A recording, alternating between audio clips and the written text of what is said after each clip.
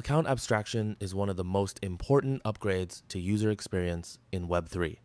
In this video, we'll explore what it is, why it matters, and how it makes crypto wallets smarter and more flexible. Today, most blockchain users rely on traditional wallets that require seed phrases, native tokens for gas fees, and manual transaction approvals.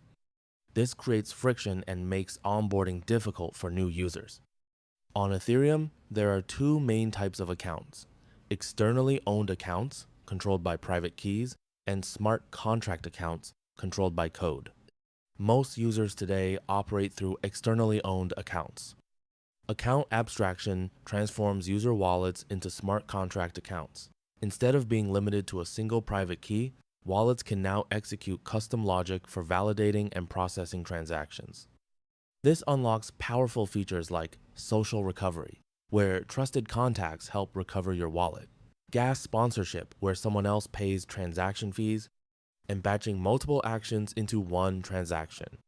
ERC 4337 is the standard that enables account abstraction without changing Ethereum's core protocol. It introduces new components like bundlers and paymasters to process advanced wallet transactions.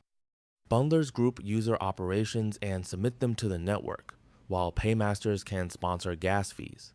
This creates a flexible system that supports new wallet designs and better user experiences. However, since account abstraction relies on smart contracts, security becomes critical. Developers must carefully design wallet logic to prevent vulnerabilities or unintended access. Despite these challenges, account abstraction significantly improves usability. It removes major friction points and makes blockchain applications feel more like modern Web2 platforms. Account abstraction is paving the way for mainstream Web3 adoption. If you want to understand the infrastructure shaping crypto's future, join the next HackQuest co-learning camp at hackquest.io/co-learning.